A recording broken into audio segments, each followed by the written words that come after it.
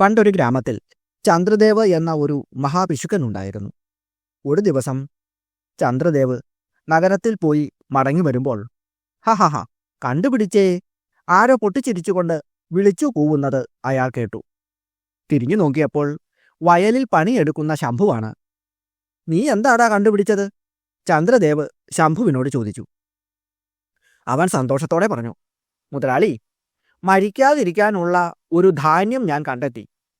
ഇത് കേട്ടതും ചന്ദ്രദേവിന് ആ ധാന്യം സ്വന്തമാക്കണം എന്ന് തോന്നി. എന്നിട്ട് 100 സ്വർണ്ണ നാണയം ശംഭുവിന് കൊടുത്ത് അയാൾ ആ ധാന്യപ്പൊതി വാങ്ങിച്ചു. വീട്ടിലെത്തി അത് തുറന്നു നോക്കിയപ്പോൾ അയാൾ അന്തം വിട്ടു. അത് വെറും ഗോതമ്പ് മണികളായിരുന്നു. ചന്ദ്രദേവ് അതുമെടുത്ത് ഉടനെ തന്നെ ന്യായാധിപനെ ചെന്ന് കണ്ട് കാര്യം ഉണർത്തിച്ചു. ചന്ദ്രദേവിന്റെ പിശുക്കിനെപ്പറ്റി ന്യായാധിപന് നല്ലതുപോലെ അറിയാമായിരുന്നു. അതുകൊണ്ട് ന്യായാധിപൻ പറഞ്ഞു, ശംഭു പറഞ്ഞതിൽ തെറ്റൊന്നുമില്ല.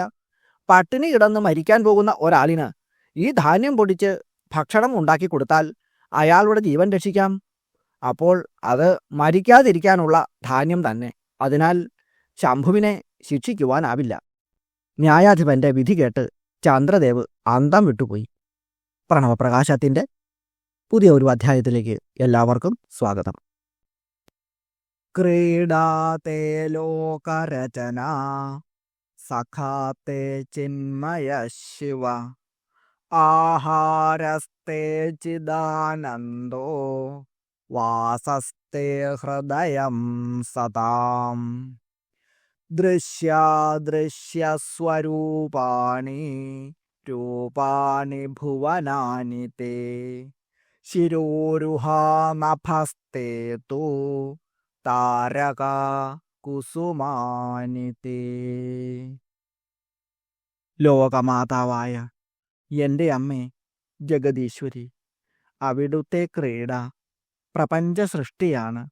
അമ്മേ, അവിടുത്തെ കൂട്ടുകാരൻ ചിന്മയനായ ശ്രീ മഹാദേവനാണ്. അമ്മയുടെ ആഹാരം ചിദാനന്ദവും വാസസ്ഥാനം സജ്ജനങ്ങളുടെ ഹൃദയവുമാകുന്നു. വെറുമൊരു ലീലയായി ലോകങ്ങളെ രചിക്കുന്നവളാണ് ലളിതാംബികാദേവി. രചന എന്ന ഒരു പദം കൊണ്ട് ഇവിടെ സൃഷ്ടി, സ്ഥിതി, സംഹാരം ഇവ മൂന്നും അർത്ഥമായി സ്വീകരിക്കണം. ജ്ഞാനസ്വരൂപനായ ശിവനാണ് അമ്മയുടെ കളിത്തോഴൻ. കളി എന്താണ്? ലോകരചന തന്നെ. ചിന്മയനായ ശ്രീ മഹാദേവനോട് എപ്പോഴും ചേർന്നിരിക്കുന്ന ഐക്യരൂപിണിയാണ് ശ്രീ ലളിതാ ത്രിപുര സുന്ദരീ ദേവി. പരമമായ ആനന്ദമാണ് ചിദാനന്ദം. അതാണ് അമ്മയുടെ ആഹാരം. ശുദ്ധമായ ജ്ഞാനത്തിൻ്റെ രൂപത്തിലുള്ള ബ്രഹ്മവും ജീവനും ഒന്നായിത്തീരുമ്പോൾ മാത്രം അനുഭവിക്കാൻ കഴിയുന്ന ആനന്ദം, അതാണ് ചിദാനന്ദം.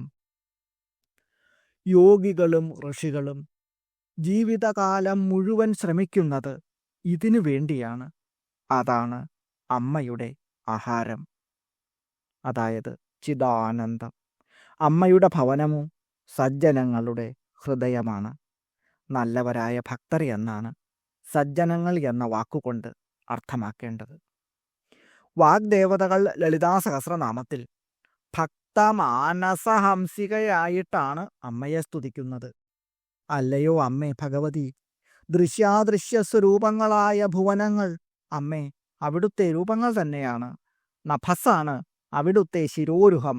താരകങ്ങൾ അമ്മേ ദേവി അവിടുത്തെ തലയിൽ ചൂടുന്ന പുഷ്പങ്ങളാകുന്നു. ഭുവനങ്ങൾ എന്ന് പറയുമ്പോൾ നമുക്ക് കാണാൻ പറ്റുന്നവയും പറ്റാത്തവയുമായി പലതുമുണ്ട്.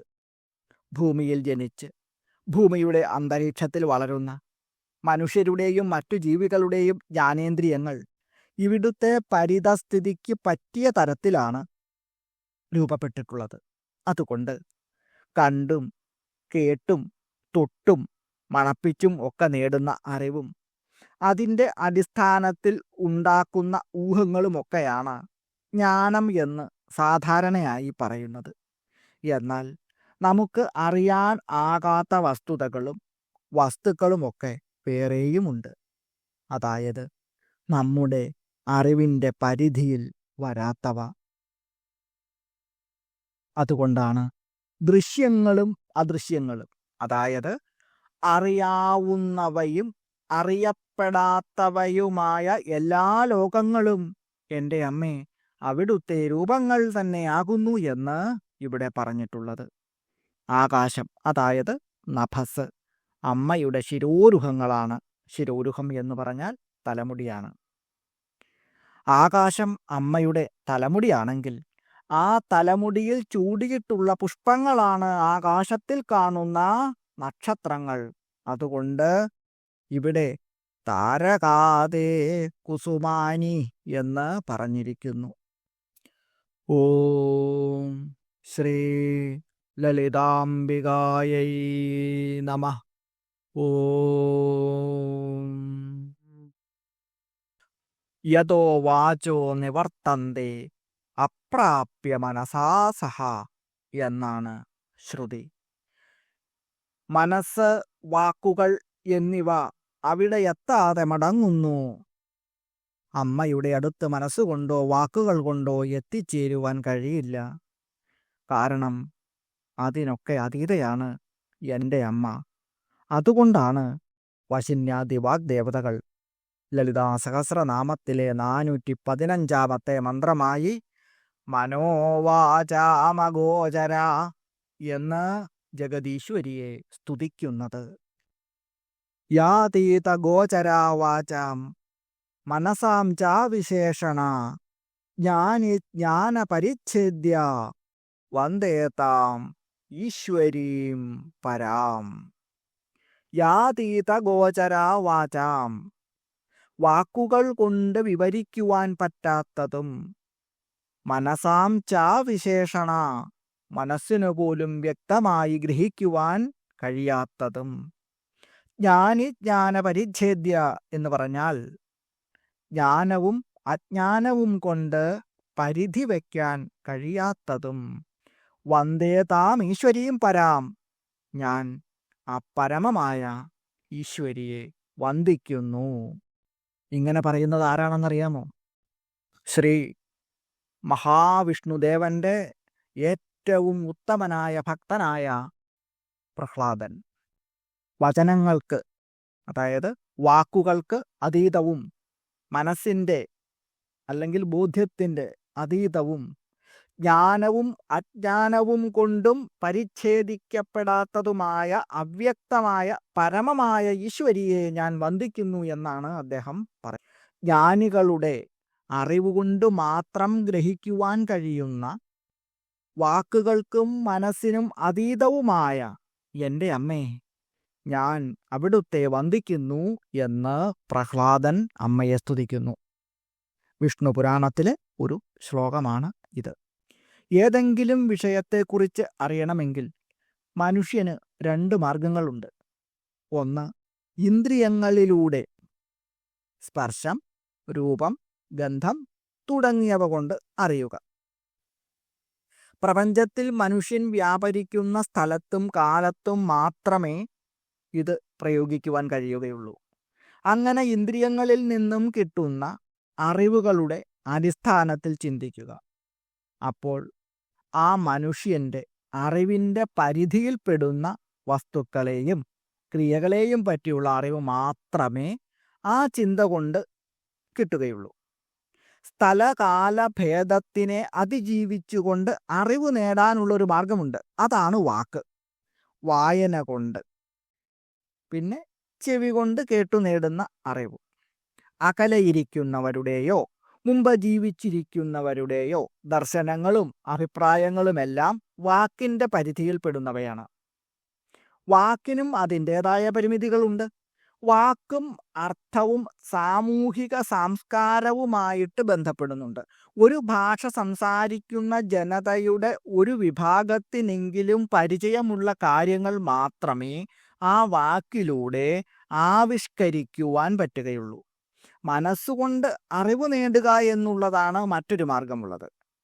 ഇന്ദ്രിയവാസനകൾക്ക് വിധേയമായതുകൊണ്ട് ഇന്ദ്രിയങ്ങളിൽ കൂടി നേടുന്ന അറിവിൻ്റെ അടിസ്ഥാനത്തിലുള്ള ചിന്തയിലൂടെയാണ് സാധാരണ മനസ്സുകളുടെ യാത്ര. ജഗദീശ്വരിയായ അമ്മയുടെ അനുഗ്രഹം നേടിയിട്ടുള്ള വ്യക്തികൾക്ക് മാത്രമേ അതിനപ്പുറം ചിന്തിക്കുവാൻ പറ്റുന്നുള്ളൂ. ലളിതാ പരമേശ്വരി ദേവിയായ അമ്മ സർവവ്യാപിയാണ്. ആദിയും അന്തവും ഇല്ലാത്തവളാണ്. എല്ലാത്തിൻ്റെയും ഉൽപ്പത്തിക്ക് കാരണമാണ്. അനേകമനേകം രൂപങ്ങളുണ്ടമ്മയ്ക്ക്. അതുപോലെ തന്നെ ഒരു രൂപവും അമ്മയ്ക്കില്ലതാനും. ചിന്ത കൊണ്ട്, വാക്കുകൊണ്ട് അറിയുവാൻ കഴിയാത്ത മഹിമയോടുകൂടിയ പരാശക്തിയാണ് ശ്രീ മഹാലളിതാ ത്രിപുരസുന്ദരീ ദേവി. അതുകൊണ്ടാണ് ഇവിടെ വാഗ്ദേവതകൾ മനോവാചാം അഗോചര എന്ന് സ്തുതിച്ചുകൊണ്ട് അമ്മയെ നമസ്കരിക്കുന്നത്. മനസ്സുകൊണ്ടും വാക്കുകൊണ്ടും അറിയുവാൻ കഴിയാത്തവൾ, മനസ്സുകൾക്കും വാക്കുകൾക്കും വിഷയമല്ലാത്തവൾ എന്നാണ് ഈ നാമമന്ത്രത്തിൻ്റെ അർത്ഥം. ഓം മനോവാചാമഗോചരായൈ നമഃ. ഓം ഹ്രീം മനോവാചാമഗോചരായൈ നമഃ. ചിത്ത് എന്ന പദത്തിൻ്റെ അർത്ഥം ചൈതന്യം എന്നാണ്. ചിച്ഛക്തി പരമേശ്വരസ്യ വിമല ചൈതന്യമേവാച്യതേ എന്ന് സംക്ഷേപ ശാരീരകം എന്ന ഗ്രന്ഥത്തിൽ കാണുന്നു. പരമേശ്വരന്റെ മാലിന്യമില്ലാത്ത ചിച്ഛക്തിയെ ചൈതന്യം എന്ന് പറയുന്നു എന്നാണ് ഇതിൻ്റെ അർത്ഥം. അതുകൊണ്ട് അടുത്ത നാമമന്ത്രമായി നമ്മുടെ ഗുരുനാഥകൾ ചിച്ഛക്തി എന്ന മന്ത്രമാണ് നൽകുന്നത്. ചൈതന്യരൂപാശക്തി എന്ന് ഗൗഡപാദീയ സൂത്രവും വ്യക്തമാക്കുന്നുണ്ട്. ദേവി ഭാഗവതത്തിലെ ശ്ലോകങ്ങളാണ് ഇത്. അവിദ്യാ നിവാരകത്വരൂപം സാമർഥ്യം ചൈതന്യ പരപര്യായം വാ ചിച്ഛക്തി. അവിദ്യയെ നിർമാർജനം ചെയ്യാൻ കഴിവും ചൈതന്യപൂർണവുമാണ് ചിച്ഛക്തി എന്ന് സൗഭാഗ്യഭാസ്കരത്തിൽ പറയുന്നു. അവിദ്യാ നിവാരകത്വ രൂപം സാമർഥ്യം, അജ്ഞതയെ അതായത് അവിദ്യയെ ഇല്ലാതെയാക്കുന്ന സ്വരൂപത്തിലുള്ള കഴിവ് അല്ലെങ്കിൽ ശക്തി. ഇത് പരമമായ ബോധത്തിൻ്റെ സ്വഭാവമാണ്. അജ്ഞതയെ നീക്കി യഥാർത്ഥ ജ്ഞാനത്തെ പ്രകാശിപ്പിക്കാനുള്ള ശക്തി. ചൈതന്യ പരപര്യായം വ ചിച്ഛക്തി, ബോധത്തിൻ്റെ അല്ലെങ്കിൽ ആത്മാവിൻ്റെ പരമമായ രൂപം ചൈതന്യം തന്നെയാണ് ചിച്ഛക്തി. അതായത് ബോധത്തിൻ്റെ ശക്തി അല്ലെങ്കിൽ ബോധപരമായ ഊർജം എന്ന നിലയിൽ ചൈതന്യവും ചിച്ഛക്തിയുമെല്ലാം ഒന്നു തന്നെയാകുന്നു. ചുരുക്കത്തിൽ പറഞ്ഞാൽ ചിച്ഛക്തി എന്നാൽ അജ്ഞതയെ നീക്കുന്നതിനു കഴിവുള്ള ബോധപരമായ ഊർജം അല്ലെങ്കിൽ ചൈതന്യത്തിൻ്റെ തന്നെ മറ്റൊരു പര്യായം എന്നാണ് സൗഭാഗ്യഭാസ്കരം ഈ മന്ത്രത്തെ വ്യാഖ്യാനിക്കുന്നത്. ഓം ചിച്ഛക്തിയൈ നമഃ. ഓം ഹ്രീം ചിച്ഛക്തിയൈ നമഃ. മനസ്സിനും വാക്കിനും എല്ലാത്തിനും അതീതമായ പരമമായ ശക്തി, അതാണ് അമ്മ.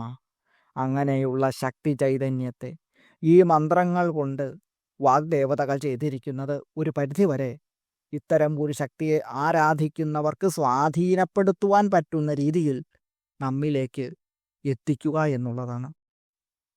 ലളിതാ സഹസ്രനാമ മഹാമന്ത്രധാരയിലൂടെ അതിഭയങ്കരമായ സർവത്തിനും അതീതമായ ഊർജസ്രോതസ്സിനെ വളരെ ചെറിയ അംശങ്ങളായി ഭക്തരുടെ മനസ്സിനും ഇന്ദ്രിയങ്ങൾക്കും താങ്ങുവാൻ കഴിയുന്ന രീതിയിൽ, ഉപാസിക്കുവാൻ കഴിയുന്ന രീതിയിൽ സാകാരമായിട്ട്, അതായത് രൂപത്തോടുകൂടി നമുക്ക് ലളിതമായി ഉപയോഗിക്കുവാൻ ലളിതയിലൂടെ സാധ്യമാക്കുന്നു.